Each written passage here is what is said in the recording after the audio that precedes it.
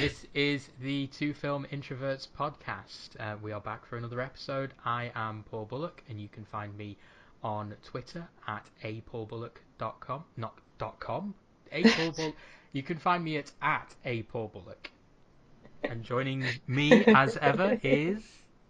Rowena, aka idiosyncratic, with an A at the front of idiosyncratic on Twitter. That was a bad description. Um, It's been a successful start to our podcast today. well, it could be better, it could be worse. It's somewhere in between.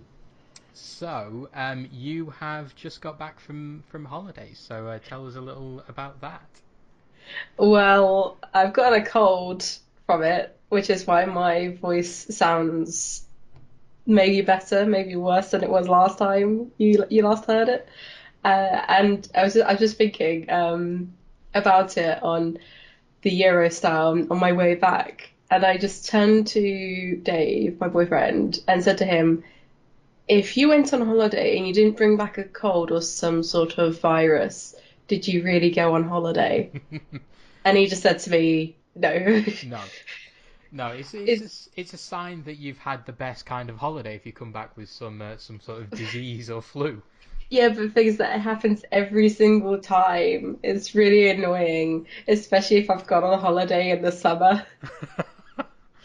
And it's like with last year, for example, I'd gone to Norway and Sweden, and I definitely caught a cold. And then it didn't help that a few days after that, I had my graduation. So Ooh, that was not good. that's But I coped.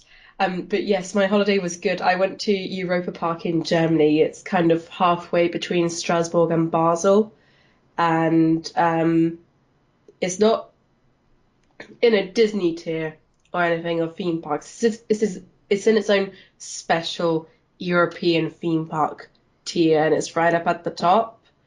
And it's a park that's run by a family enterprise, basically, and the family still run it today, and they are very much a driving force behind the park's success. And it's absolutely excellent there. I always feel so at home. And they've recently had this ride built, which is just off the main street of what is basically their main street called Volatarium.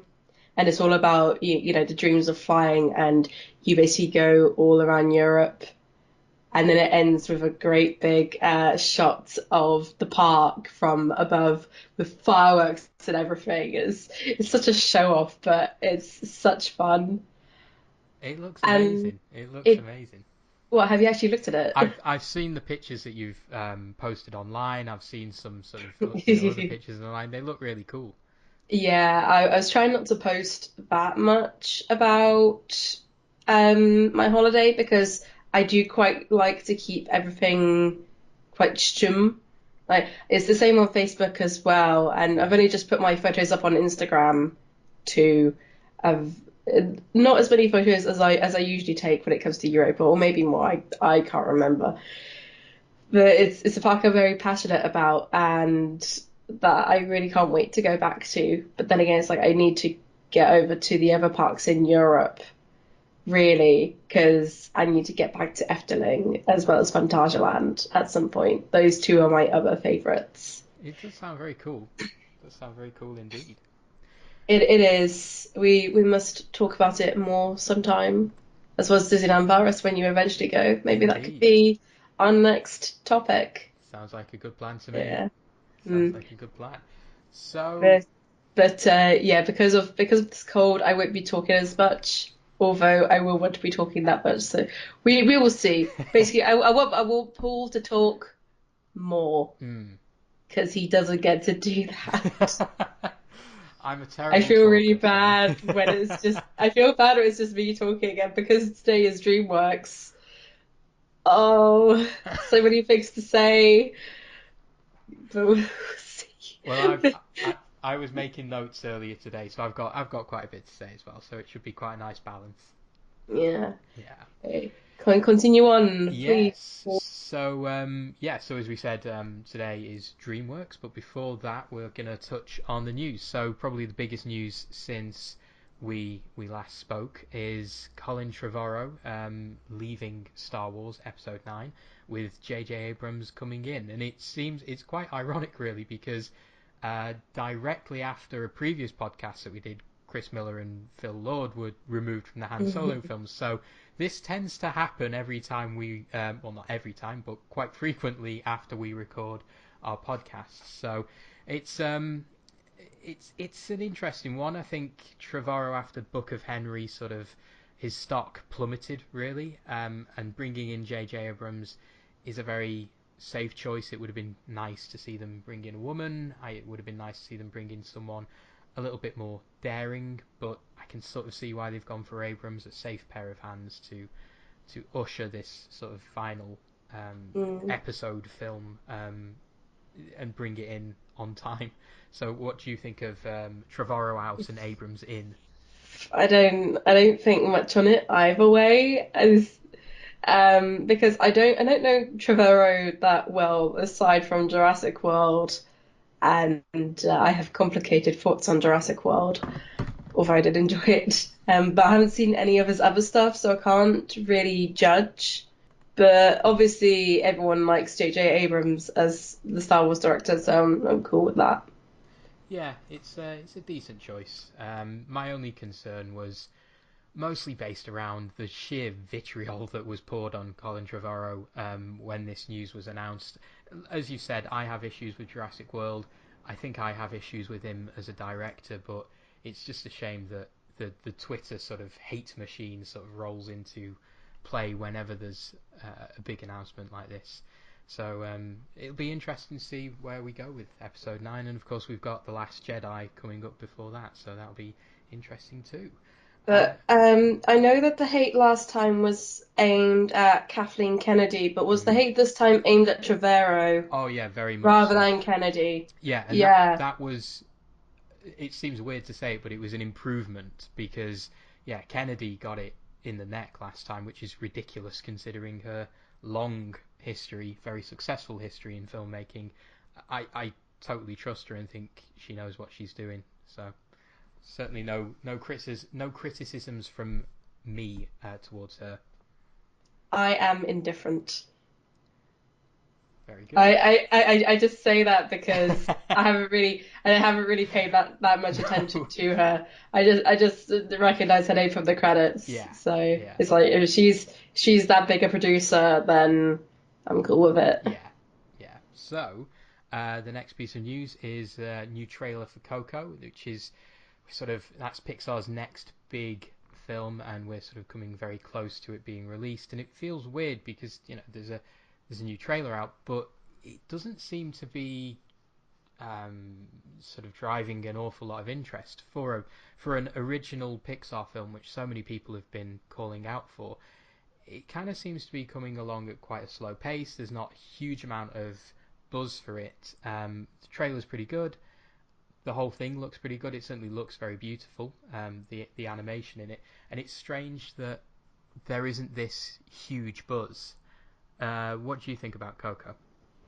Well, I'm looking very forward to seeing it because it's one of those Disney projects that I've been interested in for a while, like Moana.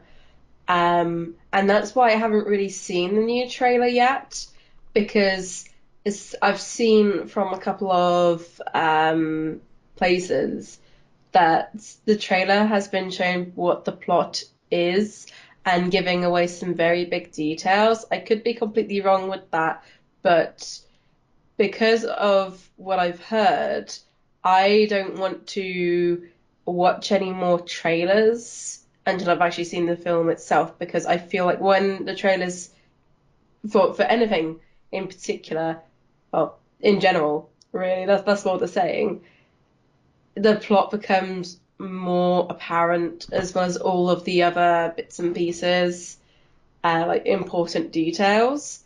So I try to keep away from that. But yeah, it is strange. Well, maybe it's entirely strange that it hasn't gotten enough buzz. I think that's just the problem that Pixar tends to have with some more original things. I mean, Inside Out did really well, but at the same time, The Good Dinosaur didn't, Mm, and Brave didn't either. So I do worry it's going to be in that area. yeah, But that's a but concern for me as well. yeah, we'll obviously see about it, but it may be because it's also very similar to the Book of Life from what I've seen, Yeah, and having seen the Book of Life as well, it does look like it's copying it, which I hope isn't going to be the case, because I'd love Coco to stand up in its own right, as with the Book of Life. mm, yeah, I agree as well. It'll be interesting to see how it does when it's released. So finally, bit of sad news with the death this weekend of Harry Dean Stanton, who I haven't seen a huge amount of his films because he's such a sort of chameleonic, well, not necessarily chameleonic, but very much a sort of supporting actor. He's done so many different films. I know him primarily from Alien, and I just loved him in Alien. He seemed so perfect for that role. And he's done so many different films. I think is he in Twin Peaks? Yes, he Yeah, is. yeah, He was actually in The Return. mm, I can't remember how many episodes he was in, but he played the same character that he played in Twin Peaks Fire Walk with Me. And I didn't admittedly know who he really was until I heard like more about him as time went on. And I forgot that he was an alien as well. mm. I'm just looking through his filmography right now to see what else he's done that I've seen, and not an awful lot. Although it says that he was in Twister. No, it's the wrong Twister. It's the 1989 American comedy film Twister, not the not the 90s Twister. The wrong kind of Twister. Yeah.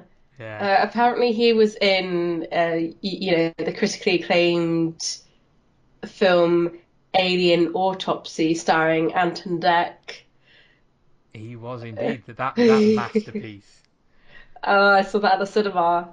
Oh, what was going on with I, that you know what, film? you know what, I did as well. I saw it in the cinema too. It's what a masterpiece. How did we both manage to see that at the cinema? I've no idea, no idea. Uh, But yeah, baffled. very sad to see Dean Stanton leave us. Mm. So, that's the news done. So we'll move on to what we've been watching. So, what have you been watching, Ro?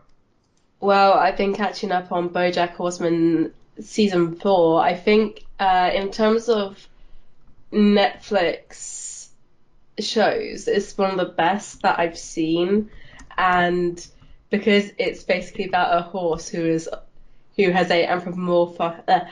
can't say the word, who has a human body, as with many other animal characters, it makes for a lot of humor. Like there are so many animal jokes packed into it, but it's also a very dramatic and quite dark and deep story as well. I mean, there's so much trauma to do with it as well, and it's very relatable too. I'm a big fan of BoJack Horseman, maybe more so than Rick and Morty in terms of the nihilistic, dark cartoons that we've been seeing recently. Because a lot of people put them like on the same tier, but I prefer BoJack more. Mm. And yeah, I was catching up on it whilst I was traveling up and to and from Europa Park, and I accidentally got my boyfriend into it as well because I feel like he was going to watch just over my shoulder whilst I was catching up on it. So he's watched season 4, and now he's hooked. So now he has to revitalize his Netflix account to watch seasons 1, 2, and 3. Ah, Oops. oh dear. It does He look really interesting. Oh God, it is. I recommend that you watch it just because of how many amazing jokes and gags that they have in there. And there was a episode in season one wherein one of the characters, who's an agent, is trying to put together a film about the last days of Eva Braun, who was Adolf Hitler's mistress, and she went to go pitch the film to Spielberg, and she came back like covered in like a dinner that had obviously been thrown at her, and she said, "Never pitch a Nazi romance to Steven Spielberg." Yeah, There, there were it's just flawed a lot idea. of yeah, there were loads of good jokes and loads of it's like an alternative parallel universe sort of thing where like half the population are animals. And so like for example, Cameron Crowe is a bird, but he's a raven, I think. So, just loads of great visual jokes and loads of puns. It's honestly wonderful, to be honest. I highly recommend it. And also Will Arnett is the voice of BoJack as well. Ah, there you go. I do like Will Arnett. There Yeah, you go. obviously for Batman, but I mostly know him as BoJack, Yeah. along with Alison Brie, who's in Community and was also in the Lego Movie Mm. as Unikitty. And there are a Yes. couple more people in there as well, like Amy Sedaris is Princess Carolyn, and she's my favorite character. Ah, cool. I really do need to check it out because I hear only good things about it. So Yeah, interesting do stuff. get round to watching it. It's good for binging, but obviously you got to rewatch sometimes to get all the little details. Yes. So, Cool. what have you been watching, Paul? So I went to see it, which Ooh. yeah, it took some courage because that 1990 version starring Tim Curry traumatized me as a child. So I screwed up my courage and I went to see it, and it's very good. I think it relies too heavily on jump scares. I think it commits the crime that a lot of modern horror films do, which is taking something that is just creepy and works well and is scary on its own and ratcheting up the music and going crazy with the camera work to try and make it more of a jump, more of a jolt, and it doesn't really need to do that. But where it works so well is the characters. It sort of taps into a nice sense of adventure. It works beautifully, and it works so well because it draws you into the story. And there's been a lot of people saying, well, it's not actually a horror film. Well, it is a horror film. I think we touched on this with Charlie when he was on the Kaiju show. We were talking about Jaws and Silence of the Lambs and how they're often not seen as horror films. And I think it's just a really ridiculous view that horror films are just there to scare you. They can't be charming, they can't be sweet, they can't be romantic or thrilling. They're just there for the scares, and it is all those things. It's charming, funny, a little bit romantic. It's got some really lovely stuff in there, and it is definitely a horror film. Second thing that I've been watching is quite a short-lived sort of family TV show on Amazon called Gautama Gibbon's Life on Normal Street, which is a quite a crappy title to be honest. But I have never heard of it. never heard of it. If basically if you remember things like Erie, Indiana, and Round the Twist, it's Oh, sort of along those lines. It's very soft, sort of science fiction.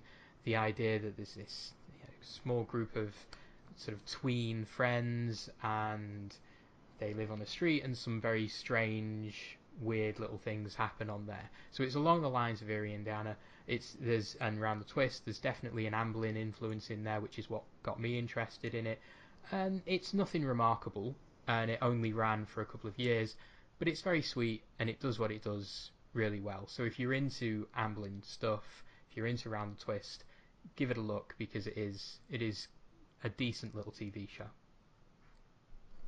mm. So that is the news. That is what we've been watching, and now we move on to our main event, which is DreamWorks. So I think this is gonna get some get some good conversation going.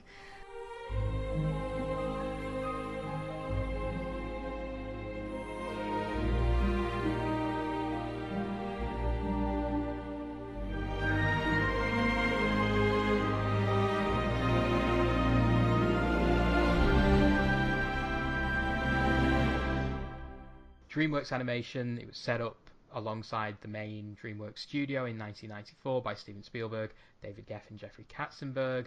The first film that they released was in 1998, which was Ants, and that was followed pretty shortly after, I think in the same year, by Prince of Egypt, which I'll come on to again later on because I love that film. And in total now, DreamWorks have released 35 films. Sorry, 35 films, which really surprised me. And the most recent are The Boss Baby, which I watched last night, and Captain Underpants, which I haven't yet seen. So, Roe, how were you first introduced to DreamWorks Animation? Well, I remember seeing Ants and The Prince of Egypt when I was young, but not in the cinema, but more or less on NTL on demand. And I think maybe they were shown on TV as well. Yeah, they must have been recorded. Well, I know that The Prince of Egypt was. It was right after the Rugrats movie on one of our VHS tapes. So we did get a quarter of the intro to the film. So it just opened up on "Did a Rush to the Promised Land" song, and it just went from there. I did like DreamWorks a fair bit when I was younger, um, but nowadays not so much. The last film slash TV series that I've seen from the studio is probably Troll Hunters. I have watched Ants recently, as well as The Road to El Dorado and Sinbad, but I'm not keen on Ants, mainly because of Woody Allen. I didn't care that much for the rest of the film. I mean, I thought it was good, but it was mostly Woody Allen. I just felt gross just watching him and hearing him. Yeah. um, I do remember going to see Shrek in the cinema, and I do remember when Shrek 2 came out, we watched it a lot in English class in secondary school. I don't know why, we just did. So there you go. That's Um, really weird. Why would what they did show Shrek? So Shrek 2 specifically. Yes, That's Shrek 2 specifically. that's interesting. Can't think of Yeah. I can't think of why, but yeah, interesting stuff. So for me, so I'm a little bit older. I remember seeing. The first time I was introduced to them was Shrek, but I was really hesitant to go and see it. So that was 2001, and it came out, and it wasn't until very, very, very late in its run. It must have been the last week or two that me and my friends said, let's just go and see it. We went to the cinema every week, and I think there was nothing else on. We just thought we may as well. I wasn't that interested in seeing it because I'd sort of been put off by the whole postmodern riffing on Disney, oh aren't we so clever approach, and that is still something that annoys me. But I saw it and I did think, yeah, this is actually quite good, and it worked quite well. I think as the Shrek franchise has gone on, it's got too bogged down in its clever approach to its subject and to sort of animation and Disney as a whole. But it's that first one works quite well, and it's very sweet, and I think the second one works quite well as well. And then the other two sort of just faded away, really, in my opinion. Um, and most recently, so as I've said, I watched The Boss Baby, the somewhat infamous Boss Baby. I'll come to that in a second. I too have been watching Troll Hunters of late, which is incredible. It is fantastic. We'll talk about their DreamWorks TV shows a little bit later on. But Troll Hunters is fantastic, even though it's taken me a long time to finish it off. I started it last Christmas when it was first released on Netflix, and I think it's over 20 episodes long. I get the feeling it's about 24 episodes, and I think it's too long. I think there's too many filler episodes in there, but it's worth sticking with it.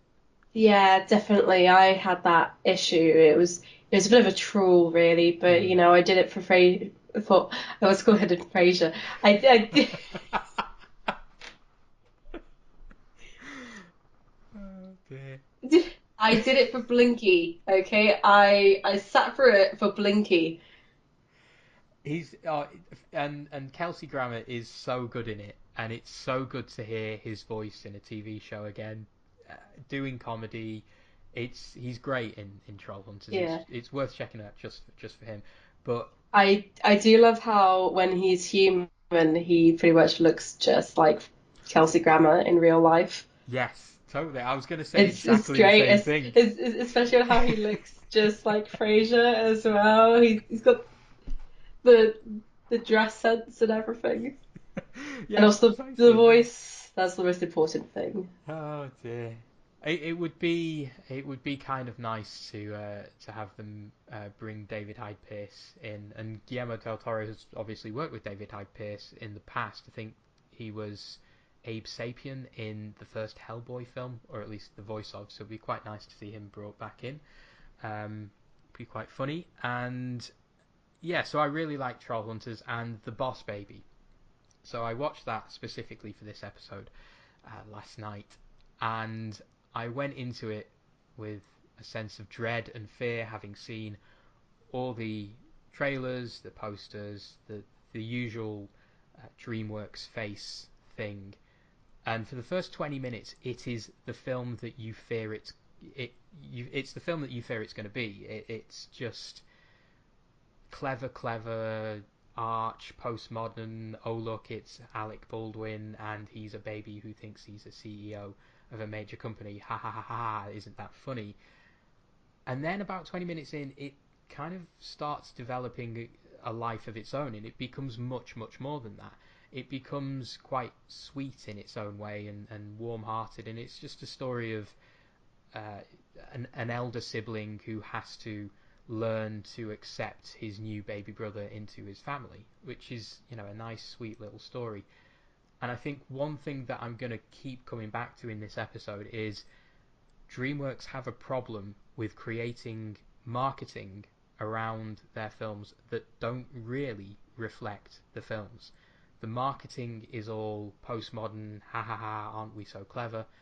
And the films are actually a lot smarter, a lot more down to earth, and a lot sweeter than that. And it's a shame that they don't play on that more in their marketing. Mm.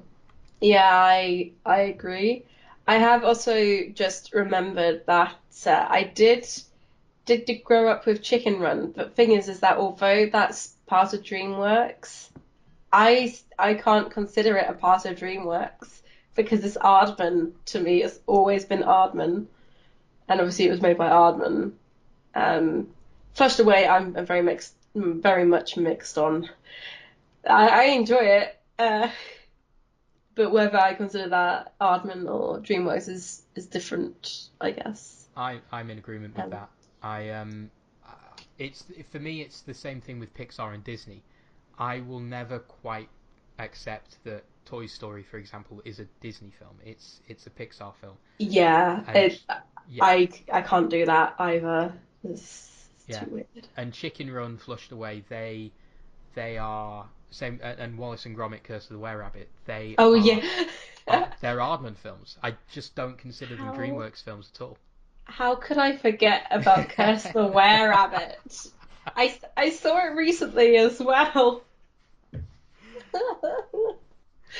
Oh, it's an okay film. I, Yeah, I I still don't know how it got 95% on Rotten Tomatoes. It's good, but not that good. yeah, I know it's very strange how Yeah. it did so well, but Mm. yeah, Mm. it's I just can't accept them as Yeah. DreamWorks films. They're still Arden films as far as I'm concerned. Yeah. But it's just I do find it strange how, DreamWorks like was made when I was a child, so it pretty much grew up with me, and I don't know how to feel about that. Because it's just like I remember, all the hype about DreamWorks stuff and how Disney weren't putting out that much more, and DreamWorks were, well, DreamWorks was becoming top dog, whereas Disney was becoming second best because of stuff like Lilo and Stitch and Atlantis and Treasure Planet, unfortunately, and they were just getting better. And then Shark Tale comes along in 2004. What, what was with that film? But they seem to have had that weird streak at the start when they have some films that do really well, and then they have ones that just don't get that high again. Mm. It's a shame that the first one had to be The Road to El Dorado because that's actually one of my favorites. Yeah, I love that film as well. I really like all those sort of very early ones, so Prince of Egypt, El Dorado, Sinbad. I quite like Spirit Stallion of the Cimarron as well. Oh, It's I got bored by that. and it's quite funny because you sort of you look at them in chronological order, and you've got things like Ants, Prince of Egypt, Road to El Dorado, Chicken Run, then Shrek, and then there's this weird little period where they bring out Spirit and they bring out Sinbad, and it's like those are like, without being harsh on those films, they're like the dregs of the old DreamWorks. Yeah, They're like, these are what we had in production before Shrek, and then Shrek hits, and you get Shrek 2, yeah. Madagascar, Over the Hedge. You get Will Smith as a fish. You get You get Shrek the Jerry Third. Scheinfeld Oh as a god, bee. the I was contemplating watching that earlier, but I decided against it. the internet's favorite movie, B movie. It's oh, It's why Jerry Scheinfeld can't perform on college campuses anymore. Not because he's not that great a person, but because everyone is just gonna quote B movie at him and make puns. That's what like every millennial believes. it's just oh, it's so weird. It really is a weird film. We won't get too bogged down in B movie, but it's the wonderful timeless love story between a woman and a bee. I mean, what more could you want from an animated film? Yeah. Anyway, um, so we've covered that first We question, or have the indeed. first questions.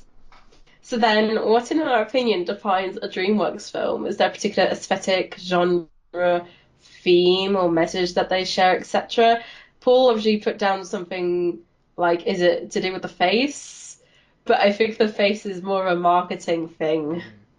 and something that defines the film. Although I guess the marketing does define the film as well, because DreamWorks and marketing seem to go hand in hand, even though they screw up at times. So, our good friend Charlie said overly commercial, annoying voice actors, and merchandising. Yeah, I agree. Yeah, and that's the thing. I can't really disagree with that, even though I want to. For me, the DreamWorks face is sort of an offshoot. It's like the mutant marketing offspring of what their most famous, um, what their most famous films are. That's sort of Shrek, Shrek Uh, 2, Shark Tale, Will Smith as a fish. I'm not going to call it Shark Tale. I'm going to call it Will Smith as a fish because it freaks me out then in 2004, and it still does now. And that it's whole B movie stuff. It Shark Tale was actually shown at Christmas one year. oh god. I remember it well. Oh. It was a tragic time. I Anyway, I do think, for better or worse, Will Smith as a fish kind of defines DreamWorks, and that is the great shame because I remember Mark Kermode talking at length about a sequence in there because Martin Scorsese's a voice actor in it, De Niro is as well, oh, of and course. there is a long sequence. Almost every joke that they have is a Goodfellas joke. And I remember Mark Kermode talking about how ridiculous it is that in this animated film aimed at kids, you've got references to films that kids cannot watch, so they cannot get the joke, and they're not even clever jokes. They're not even like oh, here's a little nudge and a wink for the adults. The whole joke is constructed around the fact that you need to have seen Goodfellas to understand it. And this is in Will Smith as a fish. This is in a kids film, a family film. And that sort of Shark Tale, I think, sums up DreamWorks for their sort of great period of success throughout the noughties. I hate that word, but I can't think of a better word for that. The first decade of this millennium. Um, it's that sort of, oh, aren't we clever?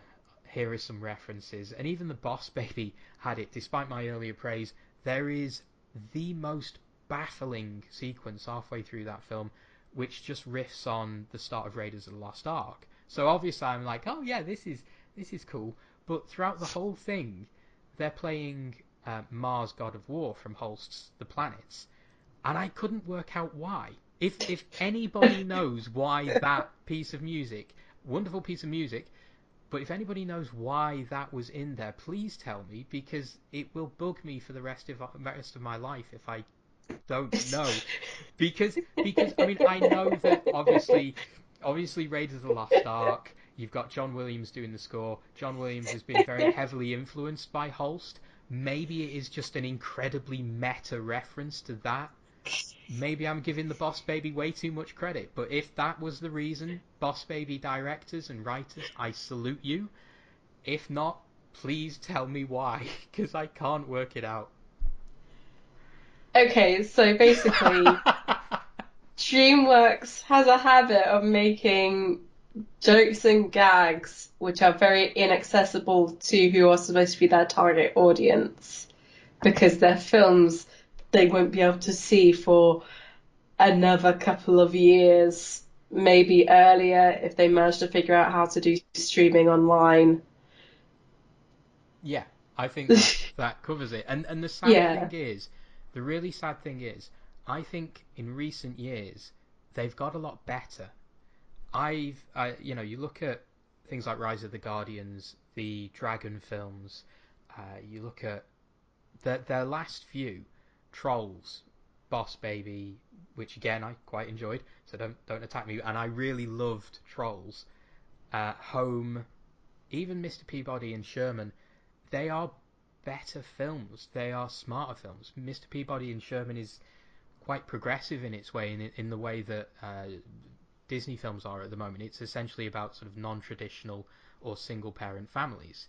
Home has that to an extent as well. Trolls is this idea of just be yourself, and it's fine to be yourself, whether you're this extraordinarily happy person or quite a sad person. As long as you've got people around you who care for you and accept you, that's nice, and just be who you are.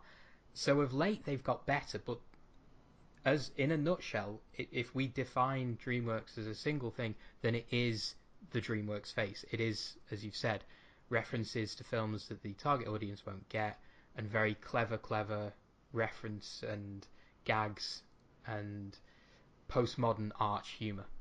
Hmm. There's a very obvious aesthetic and genre to a DreamWorks film that I find.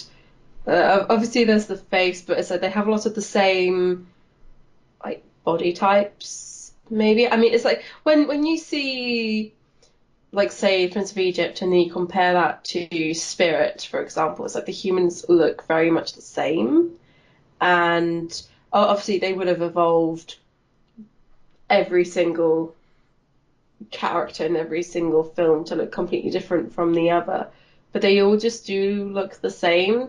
And I don't know how else to describe it other than it's like you can tell the difference between a Pixar film and a DreamWorks film quite easily.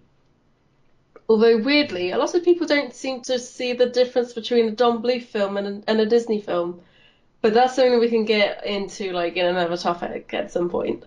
Because the amount of people I've seen mistake Anastasia to be a Disney princess, Yeah. or Odette from The Swamp Princess, which isn't even a Don Bluth film or a Disney film, to be a Disney princess. It's a bit of a wind up.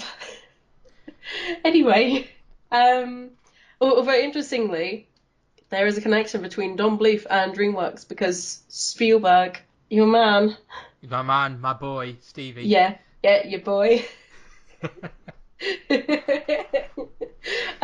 Yeah, but I find that they are intelligent films, I find, but they don't know how to maybe show that further, I guess. I Hmm.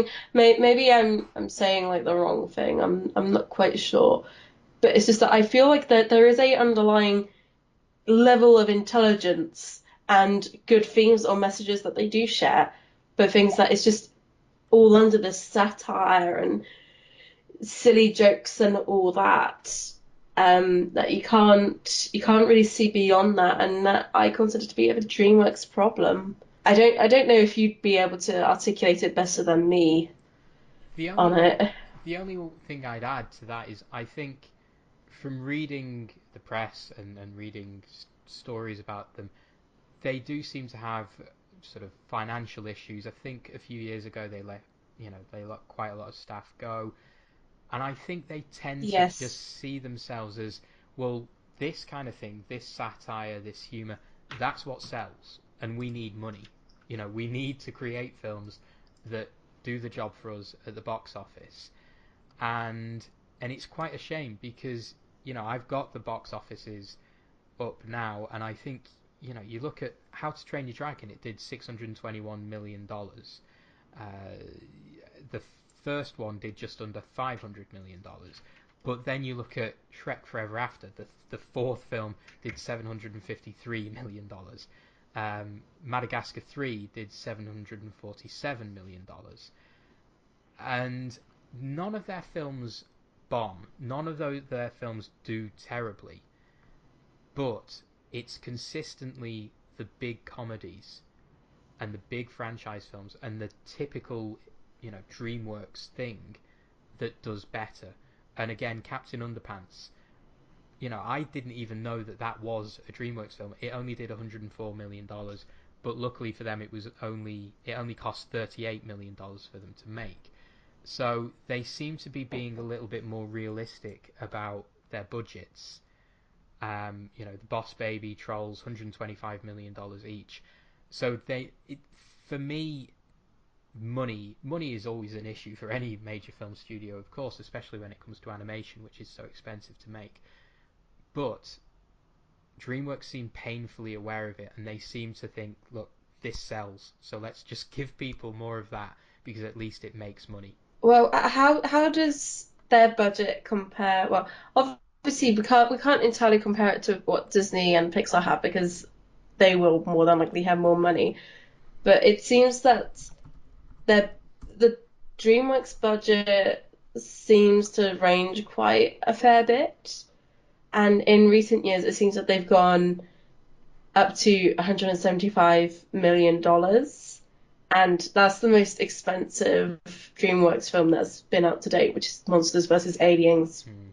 which is okay. Yeah, yeah. I mean, I, I've s- I gone. see Sorry. it a lot on BBC iPlayer, along with all the additional stuff and Megamind. Basically, BBC iPlayer has a lot of DreamWorks stuff. It's just weird. Yeah, it does seem to. I mean, DreamWorks and the BBC, there do seem to be so many DreamWorks films on there, like you say. But I mean, I'm looking at Sony Pictures Animation at the moment. Their budgets. I mean, the Emoji Movie was $50 million budget. The latest Smurfs film was $60 million.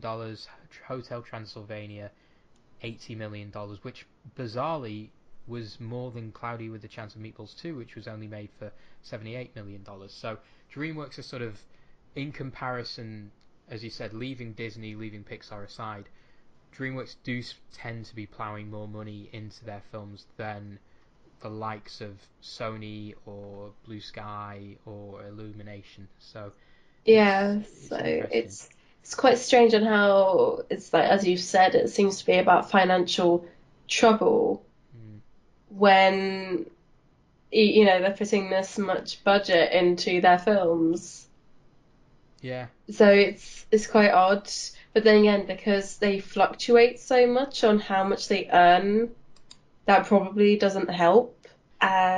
Seeing as Shrek 2 is the highest grossing DreamWorks film at 920 million, Hmm. which is really good. And then after that is Shrek the Third, and then Shrek Forever After for some reason.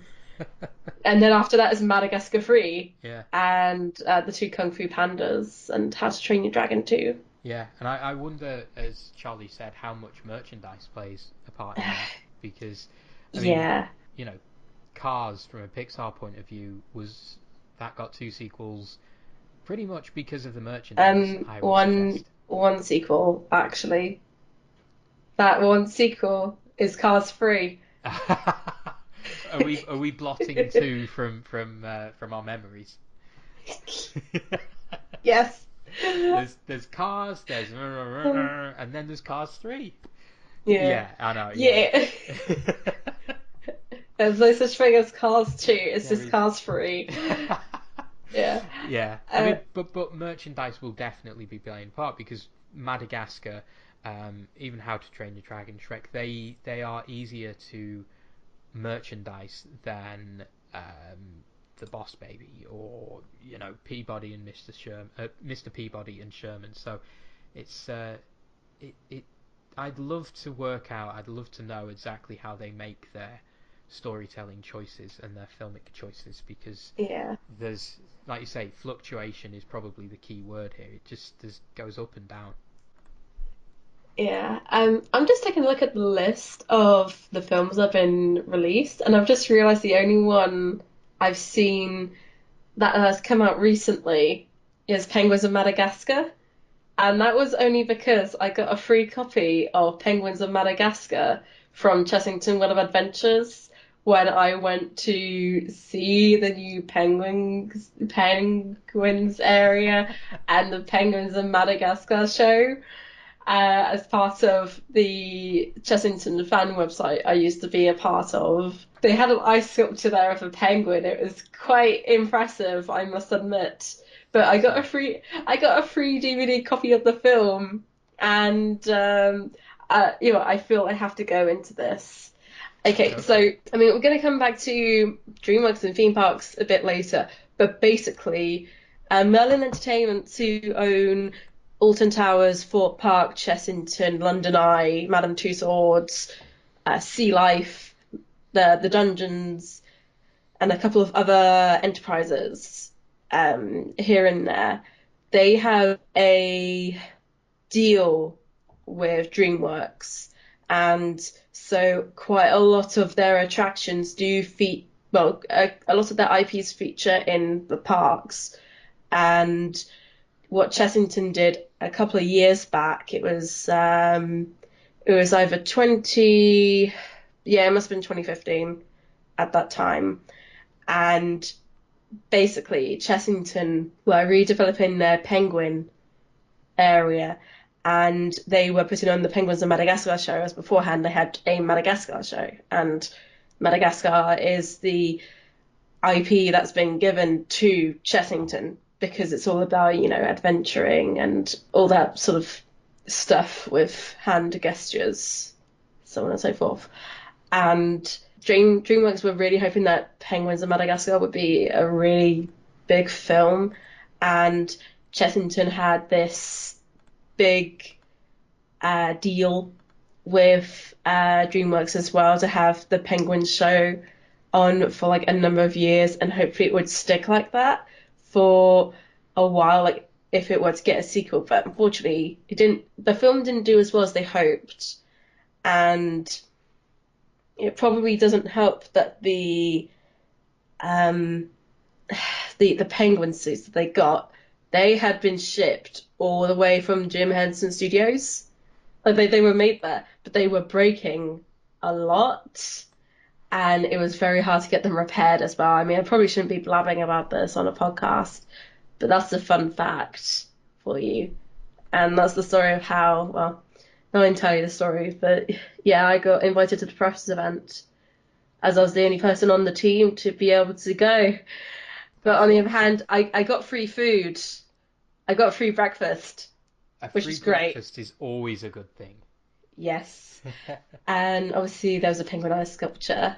But yeah, I don't know where my copy of Penguins of Madagascar is now. It could be over on the shelves. I could have left it at college. I don't know. It's somewhere. It's not a bad film, to be honest. Especially when you hear Benedict Cumberbatch trying to pronounce penguins as well. He just can't seem to say it. Really, I think I've seen Penguins of Madagascar, but can't remember much about it. I do know that he was It's in it. it's basically a film I cannot remember the plot of. But it's passable entertainment, Yeah. folks. It's I just know that John Malkovich voices the villain in it. Oh yeah, I know what it is. Okay, basically, the John Malkovich octopus or squid character was the big attraction at the New York Zoo, which is where the penguins come from, as do the other characters from Madagascar, but no one really cares about the characters from Madagascar. And so he's there and he's like the talk of the town and everyone's amazed by him, and then suddenly they bring in penguins. And as everyone knows at zoos, penguins are one of the biggest draws alongside meerkats. And then he ends up being like stowed away somewhere, basically chucked out because he's not as impressive anymore as these penguins. And he vows to get vengeance on the penguins. And there's this super team of animals who do amazing things around the world or something. And they got wind of this character. Oh, bleh. Can't remember much else. And well, there's this whole B plot about Private who is seen as being the dumb one, and he ends up having to be the one to save them all, and so on and so forth. I mean, There you I'm just looking at the cast here, and Werner Herzog is in it as a documentary filmmaker, so go. Yes, that makes it a yes, he must is. watch for me because yeah, Herzog and Penguins is historically good viewing, everyone. So I'm gonna watch it just for that. Yeah, it's a very interesting film. I should rewatch it at some point if I can find it. But there you go. That's the story of how I managed to get a free copy of The Penguins of Madagascar I love it. That's a whilst great was story. blabbing some confidential information along the way. Oh dear. Good story. I like it a lot. Yeah. Cool. So, sort of moving on to our next question here. So, it, we've sort of touched on this already. This idea of is DreamWorks as bad as some people say? But let's sort of compare them to some of their contemporaries. So, Blue Sky, Illumination, Sony Pictures, and we did a poll about this. 25 votes. Just do you like DreamWorks? As simple as that. And 64% of people said yes. 36% of people said no. So, on the scale of things, Roe, in terms of comparing to Blue Sky Illumination, Sony Pictures Animation, where do you think DreamWorks sort of stack up against them? I would honestly say that DreamWorks is probably the best of the bunch. Until very recently, I would have said the same about Sony Pictures. Blue Sky and Illuminations, I really don't care about that much. I mean, obviously, everyone loved Ice Age when it came out. Um, I still don't know why. Um, and yes, Sony Pictures did a couple of good films as well. Mm. Surf's Up, I haven't probably watched yet. I've been meaning to, but I've heard that that's actually better than what most people actually say, or something along those lines. Yeah, And it's a good watch. yeah, and obviously they did Cloudy with a Chance of Meatballs, which is excellent. They also produce the Aardman films as well, so like Arthur Christmas and Pirates Band of Misfits, in which I absolutely adore pirates. That is such a good film. It's such a shame that it didn't do better because I think that's one of my favorite Aardman films. It's up there with Chicken Run, I would say. And Hotel Transylvania, I'd say, is pretty good too. And then the rest, yeah. And then you got the Emoji Movie, it's like, oh, get it away.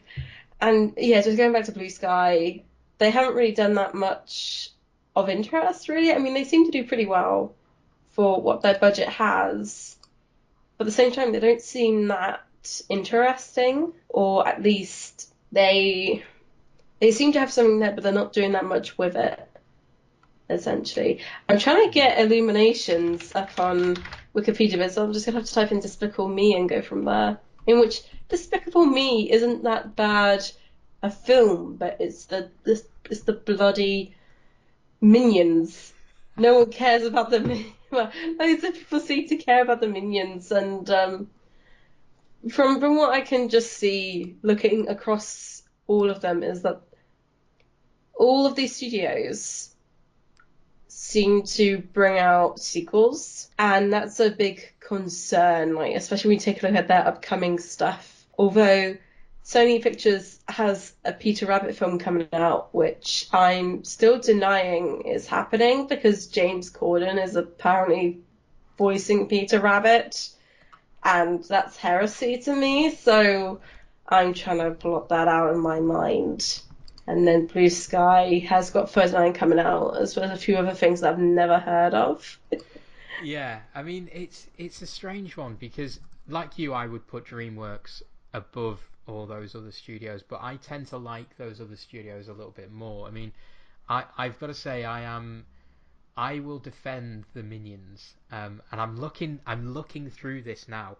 I am astonished to learn, even though I shouldn't be, that Despicable Me 3, which kind of passed me by this summer, made $1 billion at the box office. Yeah. I mean, when you look at the business there, the budget 79 million, and they made $1 billion off it. I mean, that's incredible. I quite like the Minions simply because so many kid friendly properties at the moment are from are from comic books, or they're Star Wars. They're existing properties, and I quite like the fact that the Minions are an original property that kids love and a lot of adults don't, for understandable reasons. I don't really, I'm not so defensive of them that I blame anyone who doesn't like them for not liking them. But I quite like the fact that kids have got something that's just theirs. It's not something they're sort of inheriting from, their parents. So I quite like Illumination. I like what they do. I like. So I'm just trying to bring up Sony Pictures Animation. So they did Hotel Transylvania, which I am also quite fond of. And I will not be able to pronounce the director's name, but he's a very good Gendy director. Tartakovsky. There you go. Thank goodness you're here. See, So I've got a cold, and even I can even pronounce his you could name. pronounce that. But he's fantastic. And talking about Star Wars, he did the first little Star Wars Clone Wars miniseries, which visually Oh, it was is so incredible. good. Yeah, he's fantastic, and I'm so disappointed that he's not going to be able to make his Popeye film. For a long time, he was trying to make this Popeye film. I think somewhere out there online is a little demo reel he did for it, and it looks fantastic.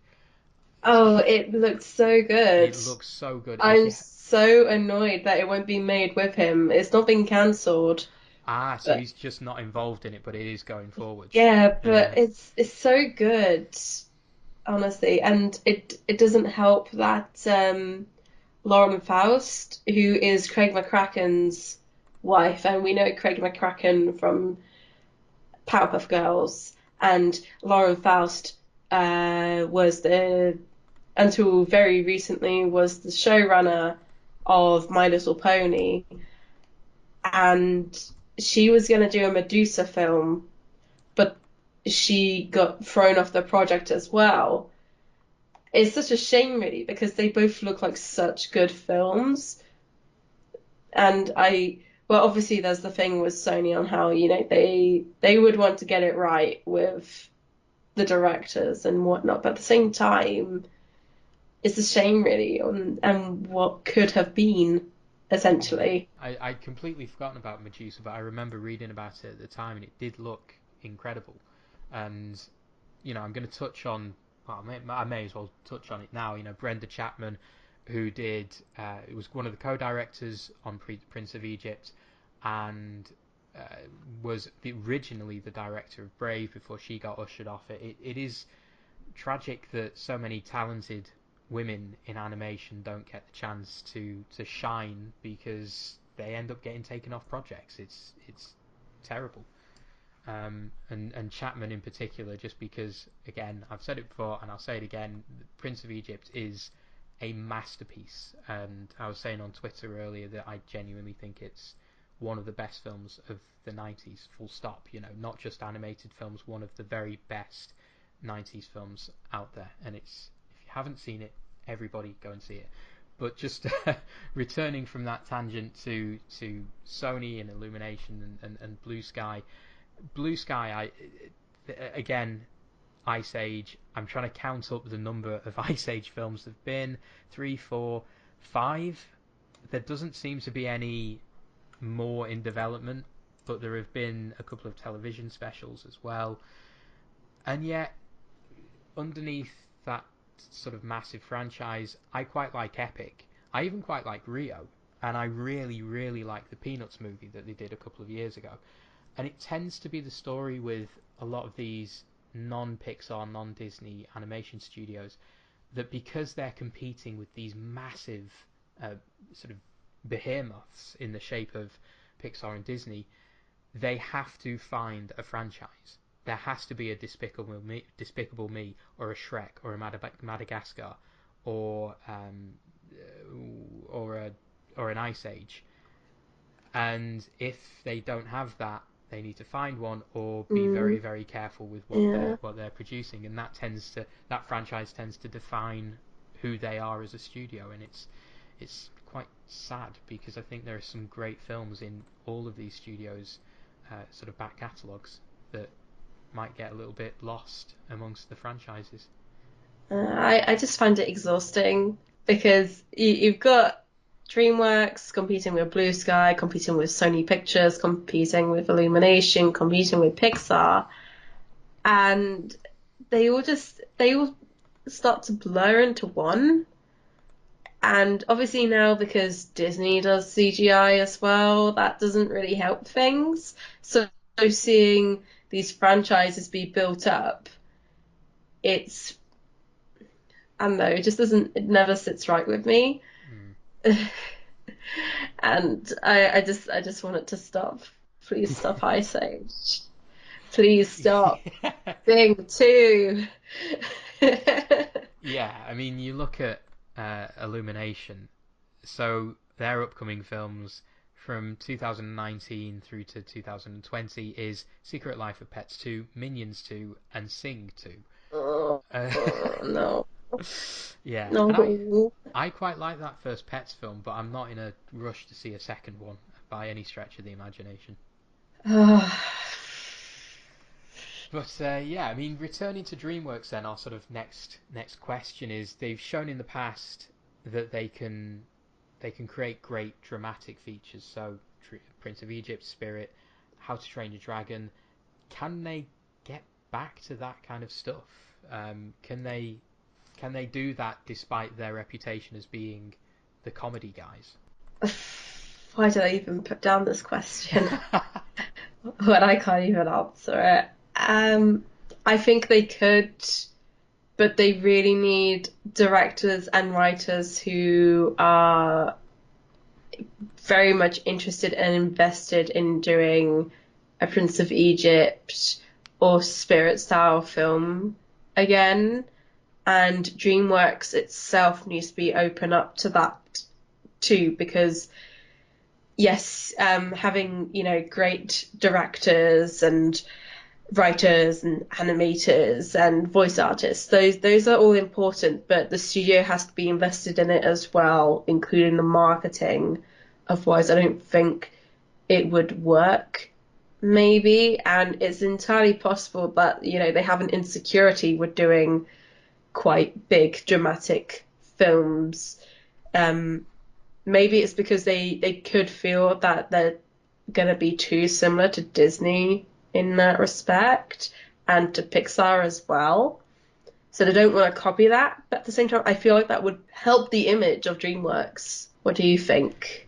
Yeah, I think it would need to be a very slow and gradual process. I think they need to sort of ease themselves away from this wacky comedy, this satirical comedy that they do. And as I've said, in the last few films, they have very, very gradually started moving away from that. So I think Trolls has, in some ways, a similar message to Frozen, for example. This whole just be yourself and love yourself and love the people around you despite any flaws that they may perceive in themselves or you may perceive in them. And I think that's quite a nice, mature theme to have. Sadly, sometimes it is buried beneath the usual DreamWorks stuff. And I've sort of noticed more and more that they seem to be embracing visually a slightly different style, something that's sort of drawn a little bit more from 60s animation. So Rocky and Bullwinkle comes to mind quite a lot when I watch their films at the moment, and sort of Hanna-Barbera productions. I mean, The Croods, for example, is just the Flintstones, but it draws all the right lessons from the Flintstones, so it's not just a tired rip-off. There's definitely that sort of Jay Ward influence, which is seen through the fact that they've done Mr. Peabody and Sherman, and Trolls has some great unique animation that's sort of designed to look like felt work and like a felt storybook, which again is very cleverly done. Boss Baby has some of that as well. And if they can keep moving sort of along this path, that to me seems a good way forwards, because it's sort of staying in line with what they're doing, but it's more sophisticated, it's smarter, it's cleverer. I think if they were to make Prince of Egypt 2 or something like that, another Prince of Egypt style film, at the moment it would probably tank. But they can shift the landscape slightly there, and I do want to see them do it, because I would like to see them do more Prince of Egypt stuff, because it is a masterpiece. I watched earlier, just in preparation for this, the firstborn sequence from Prince of Egypt, where like the angel of death swoops along and kills all the firstborn as one of the sort of plagues that's exacted upon Egypt. And that genuinely, if people out there haven't seen that sequence, it is tonally the smartest piece of cinema I have seen in a long, long time. It the way that it deals with it. There's one moment where a kid walks into his house. This sort of spirit swoops in, and you just hear this kid who was holding a plate of fruit. The plate of fruit drops to the floor, and you just see his arm flail out of the door. It's incredibly bleak, and it's this beautiful sort of meld of emotions, because this is a moment that's going to give the characters what they want. This is a moment that's going to get them all on the right path, but it's seeing children, young children, killed, and it captures the tragedy of that really, really well, and that is remarkably sophisticated for a family film. And I would put Prince of Egypt up there with the very best of Disney's Renaissance films and the very best of 90s cinema, as I've said. And I think they can get to that, but they need to sort of earn that respectability again, and it's going to take a little bit of time to do it, but I hope they do it, because they can be great. DreamWorks can be great, and I still believe that. It's plausible, it can be done, but they've just got to dedicate themselves to it, Mm. which is a hard but slow process to get through. But then again, it's upon me saying that I would love to see more animated dramas from DreamWorks. I mean, I know that they are doing that with their TV stuff. Well, with uh, with Troll Hunters and Voltron Legendary Defender, which is good, but I got really bored by it. Yeah, So, I need to check Voltron out. It looks interesting, but I can probably see the same thing happening with me. I can see myself getting a little bit bored with it. yeah, it was very samey. I mean, it does have very interesting concepts throughout it, and I think it can do well, but I just got a bit tired by it. But yes, even though they are slowly doing that in TV, going back to Jay Ward, I wouldn't mind seeing DreamWorks do a Rocky and Bullwinkle feature film. I know they already did a short for Peabody and Sherman, but imagine if they did a Dudley Do Right film. If they got it just right, Mm. it would be amazing because I love Dudley Do Right, but it probably won't work because Brendan Fraser ruined it. I have seen Oh, that film. The Brendan only good Fraser. thing about that is Alfred Molina Yes. as as Snidely Whiplash. I think Mm. it's it has like it that adaptation is actually it's good, but Dudley Do Right, played by Brendan Fraser, just doesn't work. Or in fact, the film just doesn't work generally. It's trying to do one thing but then says another, so it's quite frustrating. But yeah, it's just that if they were to do a good Dudley Do Right film, then I'd be a little more open to DreamWorks. I Yeah, still need to watch I still need to watch Mr. Peabody and Sherman, but still. it's worth a watch, and I genuinely think that following the sort of J Ward, I almost said Jay Sherman, then J Ward path. I'd love to see a Rocky and Bullwinkle film from them as well. I think that's a really interesting area for them to go because I think J Ward's work captures what DreamWorks is trying to do, but better. That sort of his work was irreverent, and it was charmingly irreverent and smartly irreverent. I think DreamWorks try and do that, but they don't really achieve it all that much, and it just comes across as being, as I've said, too clever for its own good, too smart, too self-regarding.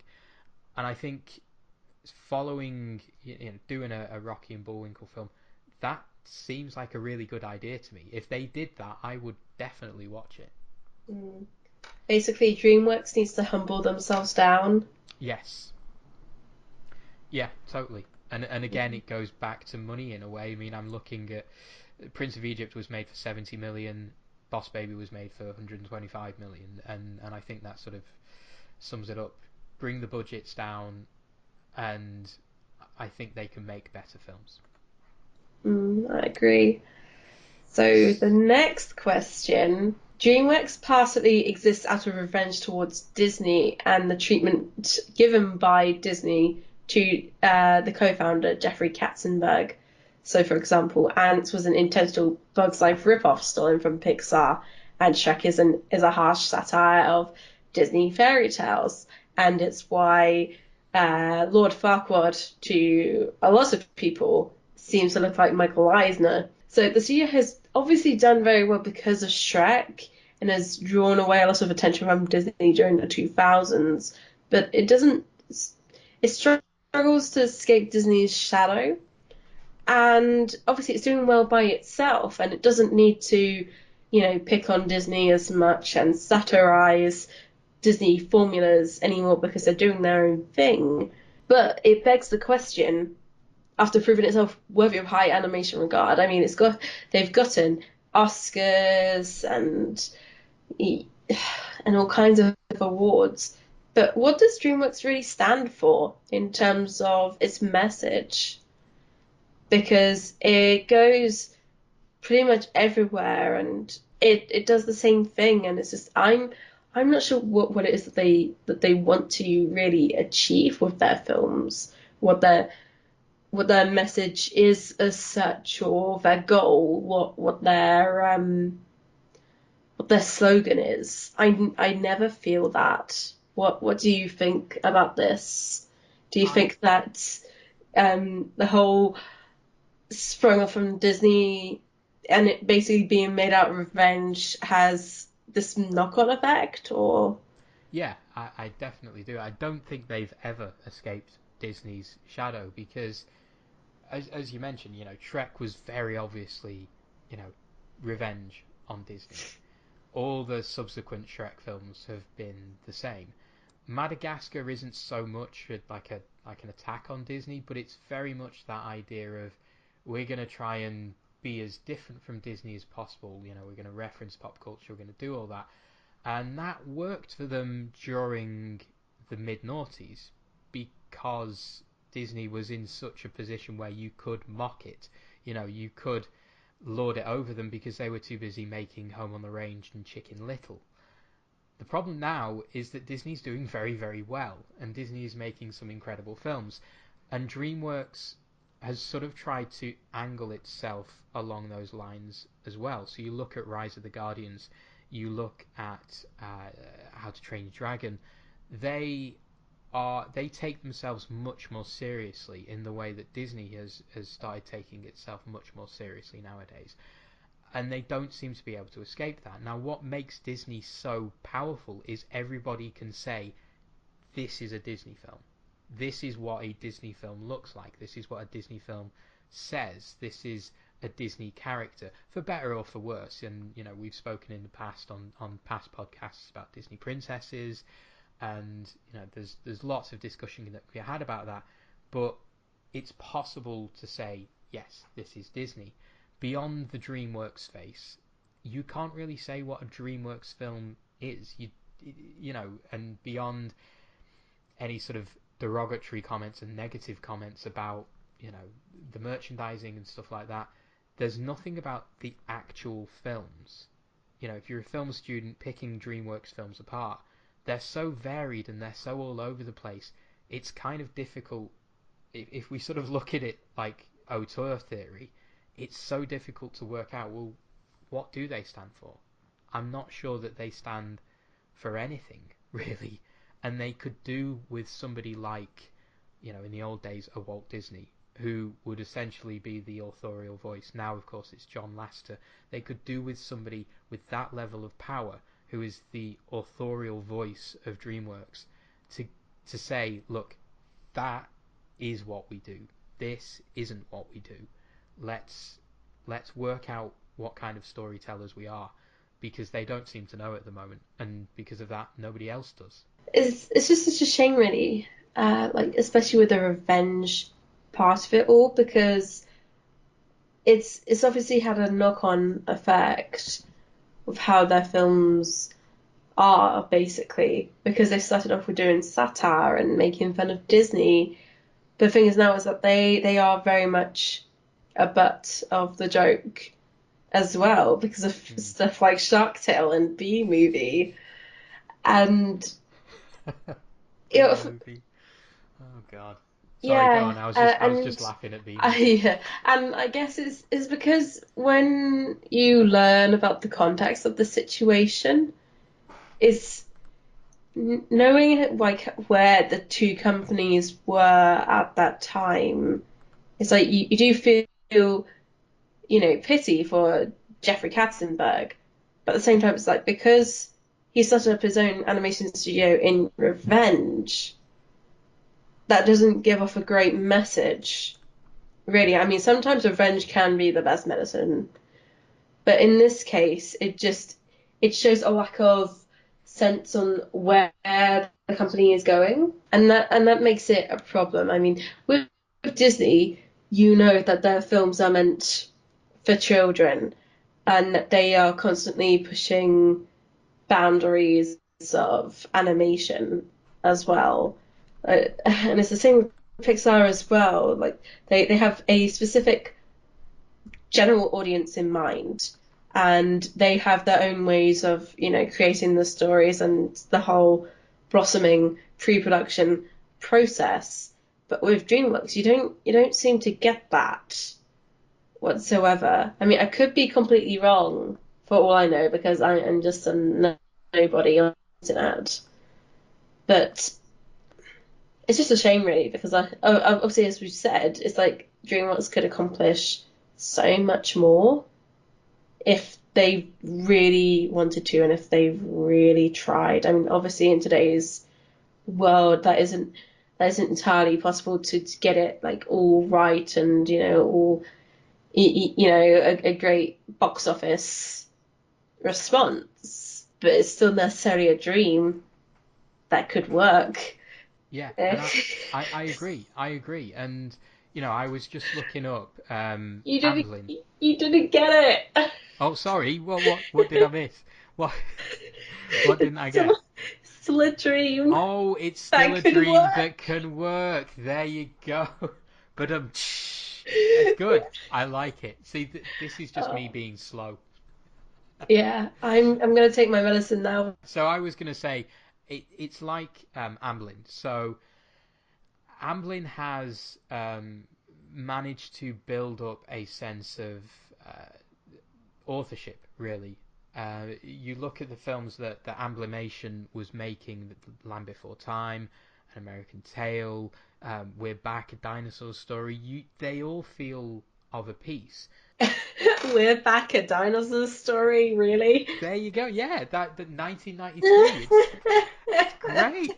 Hey, do not Uh, go mocking We're Back, A Dinosaur Story.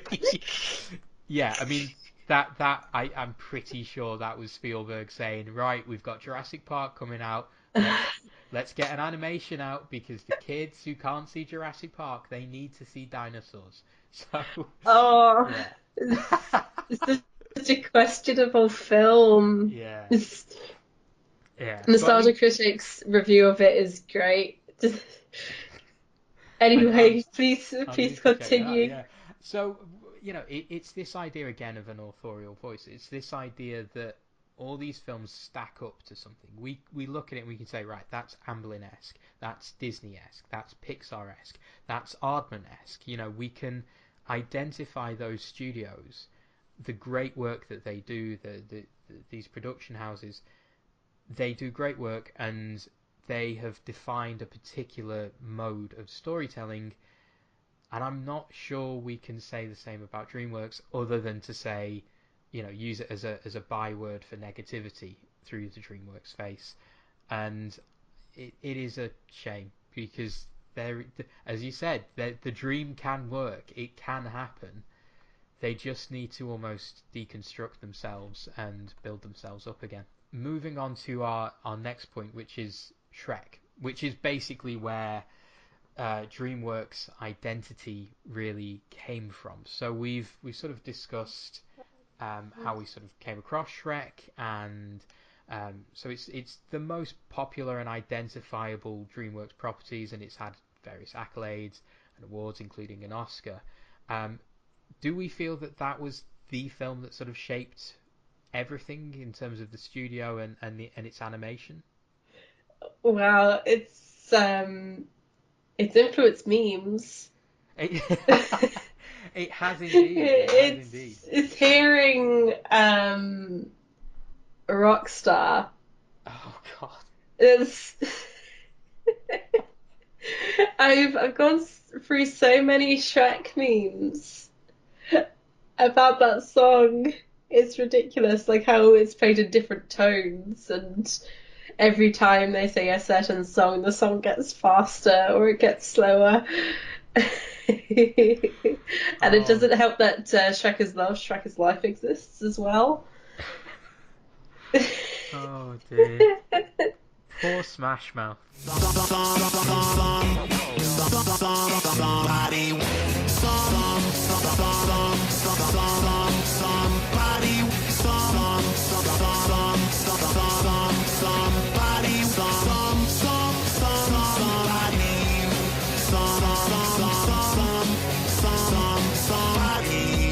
Yeah, no.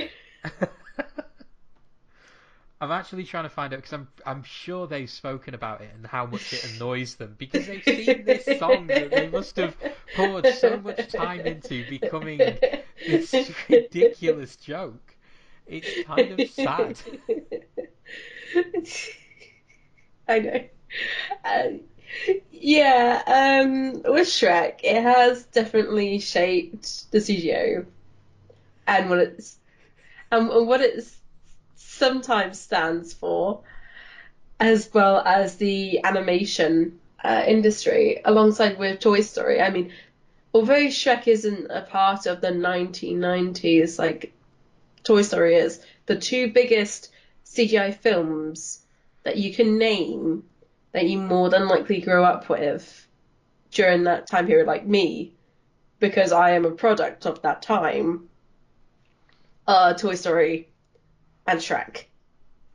And Shrek is the whole reason why we have such a snarky, sarcastic, approach to comedy nowadays, being not irreverent as such, but being all like on the nose and mocking, essentially. I'm doing a bad description of this. I know what you mean, though. I'm just distracted because I found an entire Shrek on the Internet Wikipedia page, Oh my goodness. which is yeah, it's not a long page, but yeah, there is an entire page dedicated to it, and it's yeah, 2012 to present. Shrek Chan, Shrek is love, Shrek is life. The- these are things that I've only ever been sort of peripherally aware of, and now I am diving headfirst into them, and it's vaguely terrifying. Everybody, For it's you. it's horrifying. But yeah, I mean, Shrek has defined so much of what DreamWorks is, uh, and and the fact that it has become this huge internet meme probably hasn't helped at Mm. all. And it is a shame because I do like that first Shrek film. I think Shrek 2 is decent, and it sort of tails off. And there have been so many TV spin-offs. There have been specials, things like that, all of varying quality. But it doesn't take away from the fact that that first film did feel genuinely fresh and exciting at the time. It felt like it was a different kind of animation after the Disney Renaissance, after the likes of Mulan and Disney, DreamWorks themselves releasing Prince of Egypt. It felt different, and it's a shame that it's become so played out that it is a seemingly endless meme on the internet. um, and I don't. I really hope they move away from Shrek, even though it does seem like they're making a Shrek 5, which Isn't is, that supposed to be like a reboot or something? oh no. That's So I'm what just I've heard. yeah, Is so Katzenberg said after Shrek 2 that there'd been 5 films laid out. So it could be that sort of five bringing 5 films, films. 5 Shrek films. I believe that as much as I believe the idea that George Lucas had all the Star Wars films planned out from the start. Sorry, George, I don't quite believe that. I love you, but I don't quite believe that, and I don't believe Jeffrey Katzenberg either. Yeah, I mean, if it is a reboot, it kind of wouldn't surprise me. Um, I'm not sure just a straight up Shrek 5 would work. Uh, and a reboot is probably the only way they can do it. But does anybody really want to see a reboot? I prefer to see more Puss in Boots stories because I quite like that 2011 film. There is a second one coming out, but I'd rather see that than a Shrek 5. Oh yeah, I forgot about the Puss in Boots film. Yeah. That shows how much I care. Oh, it's kind of charming. I actually really like it. It's very sweet, and I've seen a few episodes of the TV series that they've done, and that's quite decent as well. Mhm. Um, but yeah, I mean, Shrek, they've never moved on from it at all, and the fact that they're doing, a fifth one, and this is apparently going to be the last one, it's just not necessary, and they need to just let Shrek live in his little swamp and you know make waffles with Donkey and just move on, because to be honest, the internet is producing stuff about Shrek that is funnier than anything that DreamWorks are doing with Shrek. Yeah, pretty much. Yeah, so That's one of the good things about the internet. yeah, we've sort of looked at DreamWorks from a very sort of filmic point of view, but they've also done a lot of TV. So we've mentioned Troll Hunters, we've mentioned Voltron. They've sort of adapted How to Train Your Dragon for TV. They've done Puss in Boots, things like that, and they've also done theme park stuff. So how do we feel about DreamWorks beyond the cinema? Does anyone remember Father of the Pride? I have a vague recollection of that. Talk Because us through it because I they they vaguely did that remember it. show. It was Really? yeah, it was basically a parody of Siegfried and Roy, when they were doing the White Lion show in Las Vegas. But unfortunately, it was a very unsuccessful series, and also didn't help that Roy had a onstage injury by one of the White Lions at the time that the show was supposed to be on. I remember it very well. It was on Sky One. Mm, yeah, I remember Um, that much. yeah, and it was okay. That's all I can really say. It was okay. And some people do remember it, but not that well. I mean, truthfully, I don't as well. And yeah, it was just very strange to see. And I don't think I got a lot of the humor as well. Mm, It seemed more like it was for adults, but obviously at the time I was about 12, and so, oh my God, it's animation, it's for me, I'm a child, this is for children, that sort of thing. I mean, I've got the Wikipedia page up. So Katzenberg said this is a series for 18 to 49-year-olds. It's not about checking to make sure you don't leave the 6, 7, 8-year-olds behind. This is purely an adult show, Yeah, which is which is so strange. I mean, it does seem a lot like their attempt to do The Simpsons or Family Guy, or probably not quite South Park, but that sort of more adult-oriented yeah, thing. And the opening theme was "Viva Las Vegas," sung by John Goodman, which sounds yes, uh, yeah. This sounds very very odd indeed. And 15 episodes were made, two of which were unaired, and one of which was unfinished entirely. So it's yeah, that's a very odd one. I mean, I don't know that much about Siegfried and Roy myself, apart from the White Lions, and all I ever really know about them is from jokes that I've seen in The Simpsons. Mm, And also the fact that they had a show of some kind at Phantasialand in Germany, which is just outside Cologne. So there you go. So I just find it quite odd knowing that. But anyway, so they did that. mm, They've also done spin-off shows from the films. So they've done The Penguins of Madagascar already, as well as Kung Fu Panda, Dragons, Monsters vs. Aliens, All Hail King Julian. They now do VeggieTales as well, interestingly enough. And they did do a few hand-drawn cartoons previously. Like they did the Evolution animated series, which I remember seeing on TV, and two other things that I've never really heard of. And obviously they're doing the Mr. Peabody and Sherman show and Dawn of the Croods, uh, Voltron Legendary Defender, which we mentioned before, and Troll Hunters. And a lot of their stuff all seems to be with Netflix. That's where they mm. host the majority of their stuff. As I think they have a deal with Netflix, I believe. And you can just type in DreamWorks and it comes up with most of their stuff. Yeah, and interestingly, they seem to have an adaptation of Felix the Cat coming up, which is interesting for me because I remember when I was very very young watching um, Felix the Cat, the animated series, and getting really really annoyed with it. Um, it was one of those moments where I think everyone has a moment where as kids where you're watching child friendly entertainment and you become smarter than what you're seeing. I remember his bag of tricks. So whenever he was in trouble, he'd pull something out of his magic bag of tricks and save the day. And I remember one episode, and I was watching it, and I just thought, why should I care about anything that's happening in this? Because he's just going to save himself with his magic bag of tricks. So I'm quite intrigued to see how they bring Felix the Cat back to life in a way that's compelling for smarter modern day audiences.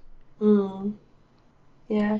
But And yeah, they've also started up Spirit Riding 3, which is mm, a continuation of Spirit, Stallion of the Cimarron, in which it was an okay film. mm, Uh, I don't know whether I'll give every DreamWorks show a go, the same with every film that they've done. I mean, I know I'm quite behind with things, especially for this podcast, but hey, I can ramble on enough to make it sound like I'm saying important stuff, can't I? and you do it very well. It's good stuff. Yes, I'm quite proud. Yeah. And obviously, DreamWorks, as I've mentioned before, they have tie-ins with Merlin Entertainments as well as Universal Studios. So I've done a fair few of the attractions. I mean, recently they've opened up Shrek's Adventure in London, which is the space that the London Film Museum used to be in, which sucks Yeah. a lot. Yes. And they do other bits and pieces, like they've had IP rides and attractions in the parks as well. But I've been on Shrek 4D at Universal Studios Florida, which was all right.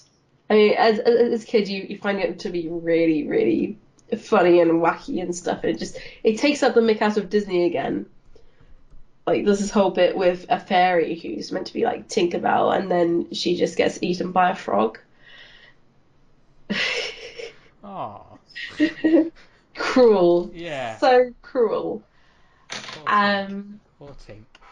yeah, and they have a lot of IPs and attractions. Well, a lot of IP attractions in Universal, and with Merlin, for example, I know that there is a Shrek waxwork in Madame Tussauds. There were rumors that Alton Towers was going to get something Shrek themed because basically the towers there, the old house that's sometimes used for storage by Merlin, someone saw a Shrek cast for the waxwork in the house itself, and there were rumors there was going to be a Shrek themed area, but thankfully that didn't end up being the case, and instead we got an Ice Age show instead.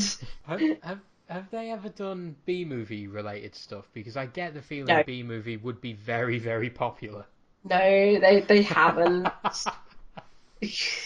Oh. I also know that Universal Studios Singapore has quite a fair bit as well. Like they have a whole themed area. I can't quite remember about the other Universal Studios, but there you go. It'd be I'd be quite I'd quite like to see them do on TV what they've done with Troll Hunters, which is give someone of Del Toro's stature a real, I hate the word, but visionary. In other words, a director with a vision, because that word is overused way too often now. But somebody with a clear vision, give them the budget, give them free rein to do what they want to do on TV, on Netflix. There's a bit more of a free rein there, and just let them create an animated series.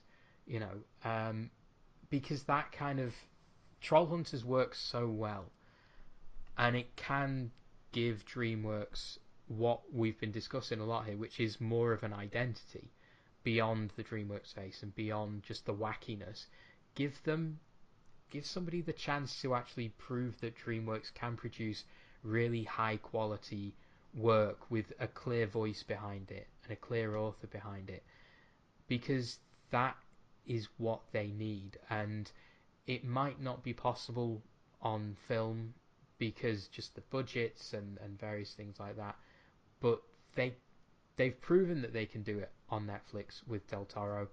So produce more Troll Hunters. more trolls, less Will Smith as a fish, please. And that to me seems like a way forward. Mm. Hopefully that will eventually be a way, but at the same time, I doubt it. We Was that a B movie pun then? No, I I can't. I actually can't remember what I just said. I like So just the emphasis that you put on that might be a way forward. I thought that's a very clever pun. no, it's because I just had trouble speaking at that moment. Oh dear. Cool. So yeah, it would be nice to see them move forward like that. Looking ahead, we've sort of touched on it there. I'd like to see more sort of high quality TV stuff. What would we like DreamWorks to accomplish and change and improve upon in the future? Maybe an actual goal as to like who they are Mm, and what they want to, achieve. Maybe other than just being all over the place. Because I do think that well, they are accomplishing great things already, but at the same time, they need to do better. They need to push themselves, and not just in terms of off-color humor. yeah, I'd agree with that. And anything where they can just establish themselves as more than just things like The Boss Baby, where they can show that The Boss Baby is actually a decent film with a good heart and a nice sort of story behind it. More of that, less of posters of a baby with an arched eyebrow wearing a little tie. That's what they need to get to.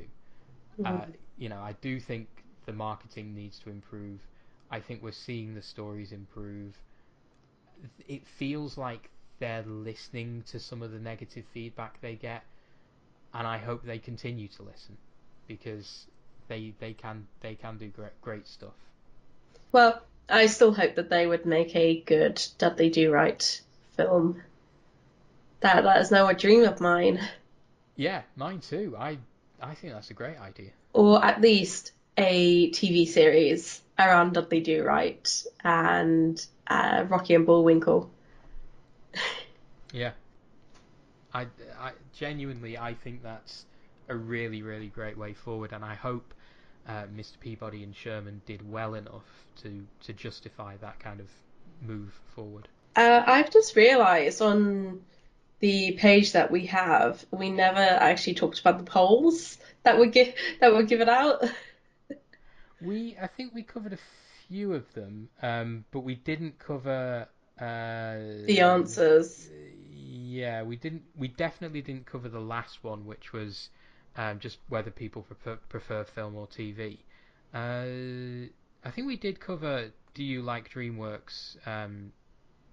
Which did I mention that? I'm pretty sure I did. No, No, no, what?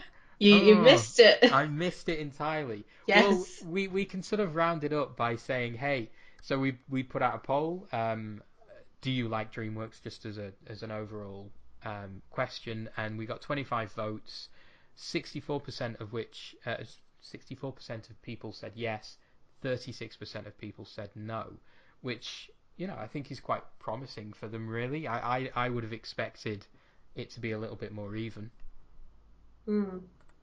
I feel like we should have added in a so-so because then I would have Mm, voted yes, yeah, because that's how I feel about DreamWorks. and So-so.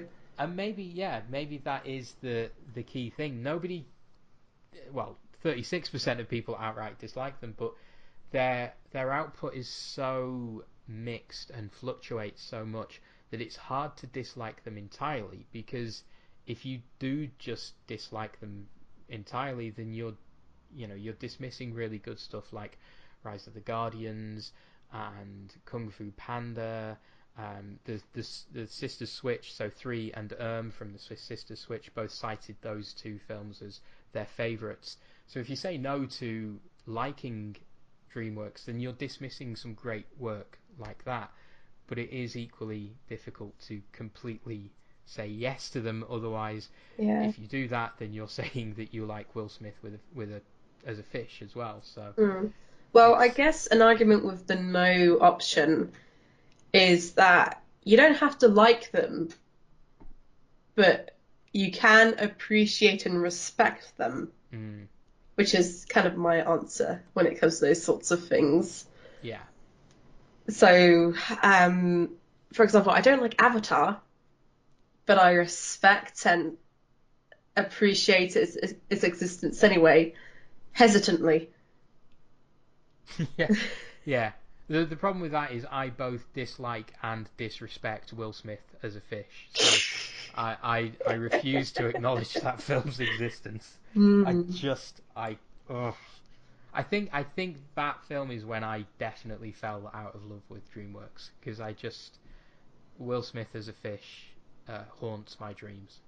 I still can't believe that Shark Tale was once put in the category for Best Animated Feature by the Academy Awards. I completely forgot about that, but it was, Yes, wasn't it? it Wow. was. Wow, I've got to Yeah. check out what it was up against. Um, I don't know. I can't remember. Just trying to find it But now. it's so funny. Oh dear.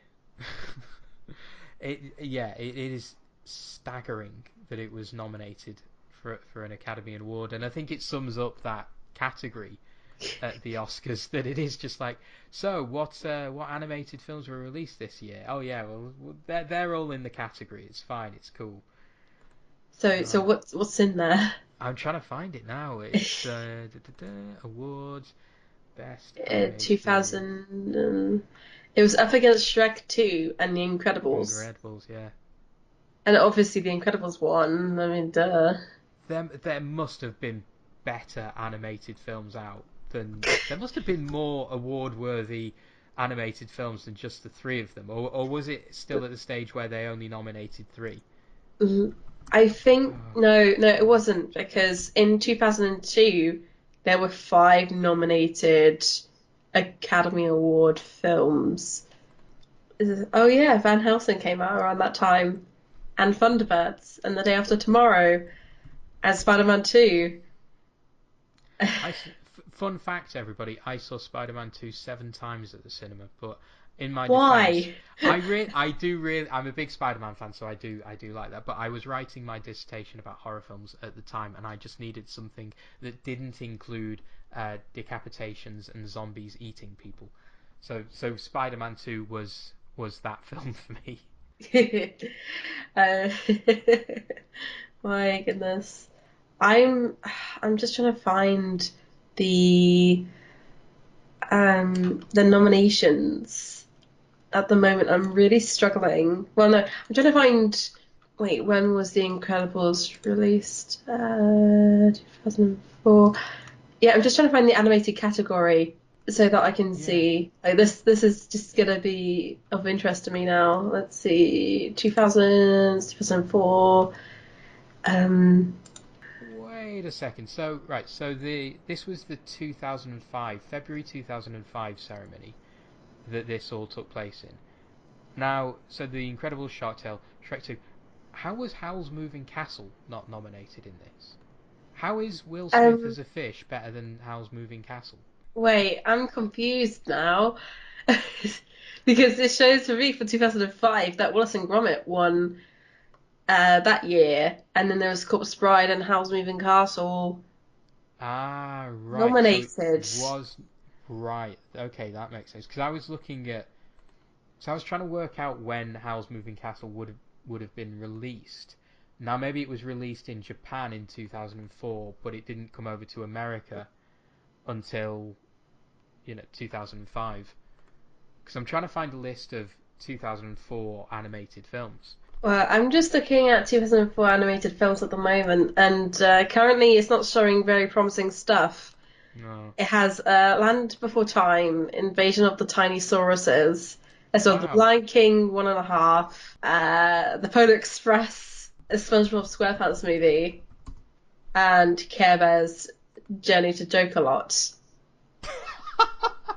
And of course, there's also Home on the Range and Pokemon Destiny Deoxys.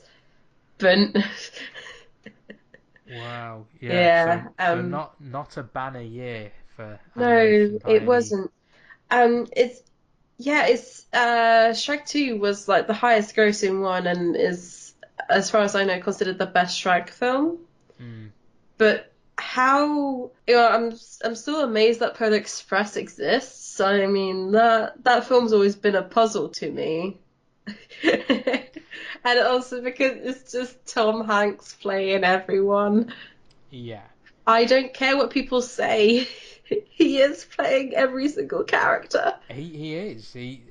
He's everywhere in that film. Yeah. It's like a nightmare with the nicest man in film. It's a Christmas nightmare. Yeah, it's like yeah. There's just Tom Hankses everywhere. What's the Oh, plural of Tom Hanks? Tom Hanks I? Tom Hankses? But there's a lot of Tom Hankses everywhere, and it's a little bit scary.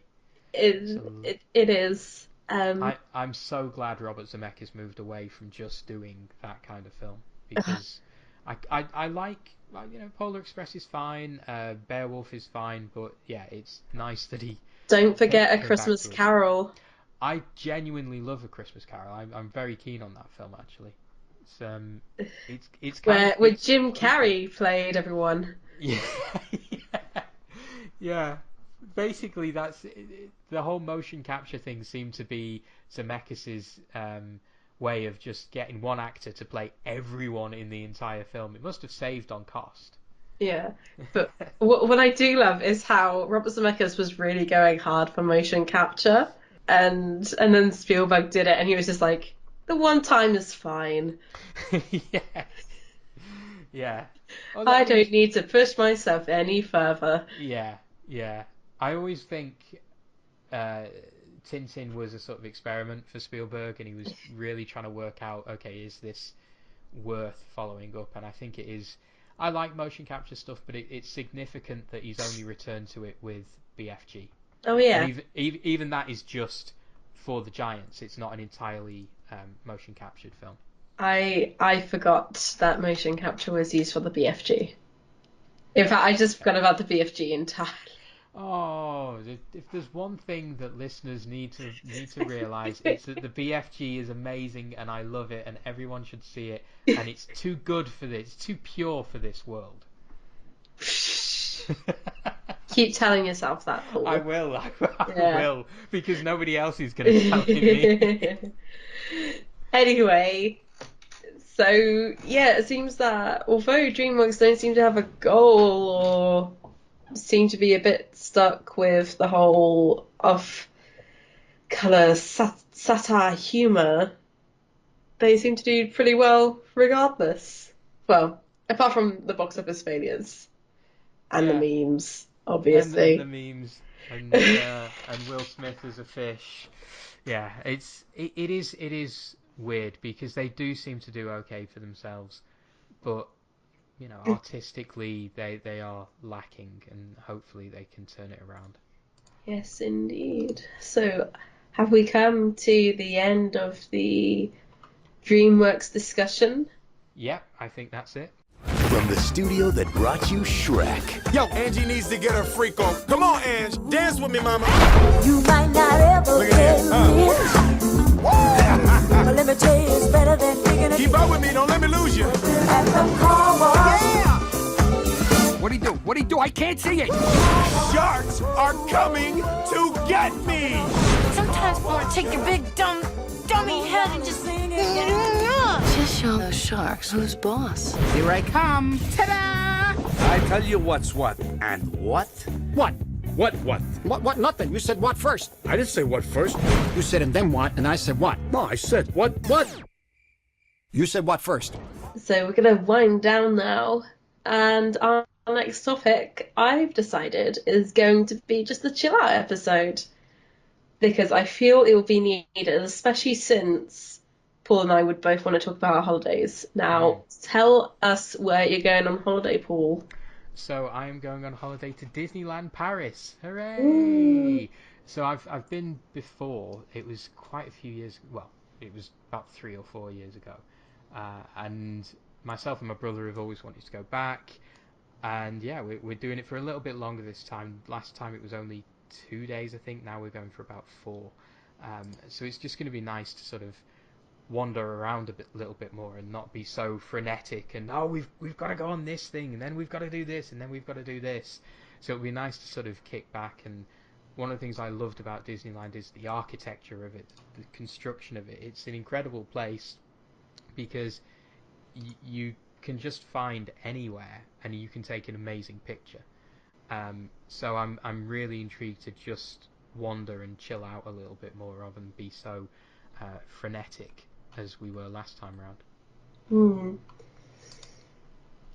Yeah, Yes. there's all sorts of planning that you have to do when it comes to visiting theme parks nowadays, like especially Disney. Well, maybe more so when you go over to Florida, obviously, because there's so much to do there. I mean, you don't have to do that much more with Paris, but at the same time, it's going to be the Halloween season now. Yep. So that means there may be a few overlays here and there. I mean, I could be wrong. I'm not sure. But you can always talk to Cafe Fantasia if you need any advice. Yeah, and Name I will. drop. Yeah. We've actually, I used sort of explored Cafe Fantasia, the Twitter feed before I went last time, and it was the start of Halloween season last time we went because it was around this time of year that we went last time. So I'm sort of hoping that we do get some of the Halloween stuff because we for our first time, me and my brother last time, we timed it perfectly because there weren't that many people around, but we were still getting a sense of sort of normal Disneyland and holiday themed Disneyland because it was just gearing up for Halloween. So hopefully we're going to be that lucky again this time. Yeah, it should be quiet at this time, I think. One of the last times I went to Disneyland Paris was at a really good time because it was during the Christmas season, but it was right before it got really, really busy. So it was dead quiet. It was a perfect time to get everything done. But face that we got bored after about 2.5 days. So on the last day we were just thinking, what do we do now? Yeah, and I know. Yeah, that's sort of part of my concern as well. Are we spending too long there? But hopefully we'll find stuff. You can spend the time rewriting Tower of Terror, maybe Phantom Manor, but mostly Tower of Terror. Yeah. Yes, I'm not going to go anywhere near Space Mountain. Has that been overlaid? Have they done some Star Wars thing with that now? They do have an overlay with it at the moment. I haven't seen anything about it really because I kind of distanced myself from Star Wars and Marvel when it comes to Disney nowadays. But yeah, they've done some sort of overlay type thing. Yeah, I'm going to stay as far away as I can from that ride because last time I almost lost my glasses on that thing. You need a glasses strap. Get a glasses strap. I do. I do. But I didn't like Space Mountain at all. I'm not one for big roller coasters, although this time around I am going to try and get on the Indiana Jones ride. Because it's Indiana Jones. And I know you've mentioned in the past that it's a bit disappointing, but I'm gonna brave it and I'll come away and at least I'll be able to say I've done it. It was a terrible disappointment, but still Indiana Jones.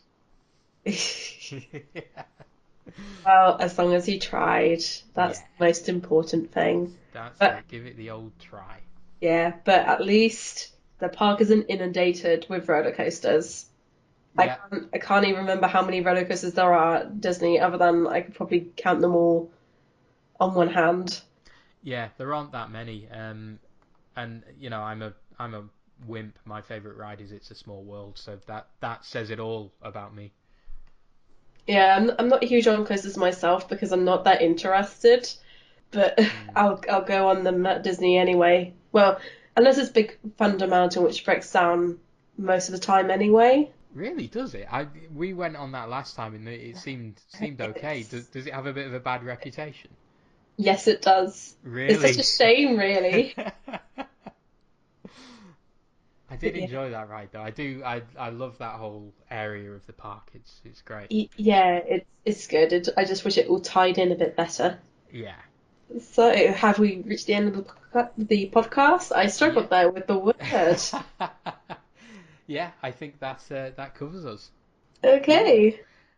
Okay, Well, so yeah, I think we'll be back in a few weeks, and we'll be talking about our holidays. yeah, I'm gonna nerd out over theme parks because that's something that I do, and Paul can will just end up sitting there and listening to me.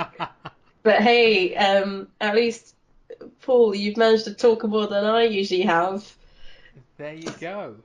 That's a plus. That's good. Yeah, a bit more of me. It's what the world is begging for. Yeah, because I'm sure that people are getting sick of me, and I in turn am sick. Well, I hope you're feeling better soon. Yeah, I hope so. Mhm. Got stuff to get done, you know? Yeah. Nobody needs to be sick. Ugh. Yeah. Cool. Yeah, so I think that's it then. I think that covers everything. Yeah. So we will say goodbye then. Yes. Goodbye. See you next Goodbye, time. everyone.